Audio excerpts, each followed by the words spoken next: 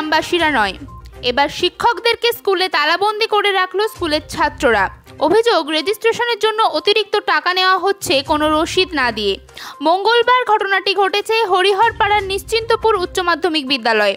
রেজিস্ট্রেশনের জন্য বাড়তি টাকা নেওয়ার অভিযোগ তুলে স্কুলের দরজায় তালা ঝুলিয়ে বিক্ষোভ দেখাতে শুরু করেন ছাত্রছাত্রীরা। সুনিতা মুর্শিদাবাদের সর্বকালের সেরা এবং ঐতিহাসিক বস্ত্র প্রতিষ্ঠান। বিয়ের কেনাকাটা থেকে শীতের পোশাক, নামি ব্র্যান্ড, সেরা দাম, একটাই নাম সুনিতা।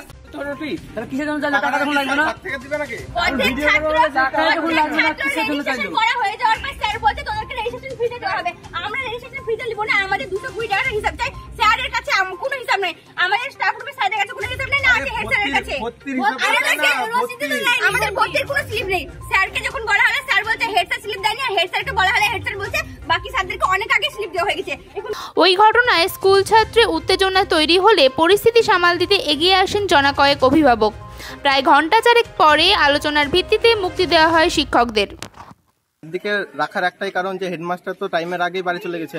এখন যদি হেডমাস্টারকে আমরা চাইতো, আমরা কাকে চাইবো? হেডমাস্টারকে ফোন করছি, হেডমাস্টার ফোন তুলছে না।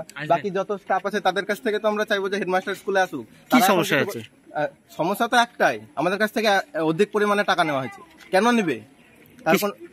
কিসের জন্য প্রমাণ দেখাতে হবে, টাকা যে লাগবে এটা কিসের জন্য না হয়েছে? টাকা ভর্তির সময় 500 করে নিয়েছে, তার কোনো তো স্লিপ নেই। এটা তো মানছি আমরা, এতদিন ধরে বলছে আমাদের স্কুলে আছে, দেওয়া হবে, তা কোনোদিনই আমরা পাইনি। আমরা চাইছি, আমরা হেড স্যারকে যে বললাম, স্যার এই টাকাটা নেওয়ার কারণ কি? স্যার বলছে তোদের কোনো টাকা লাগবে না। কেন? আমাদেরকে তো এখনই নোটিশ দেখানো হলো, আবার এখনই কি করে টাকা নিব না, এরকম হতে পারে?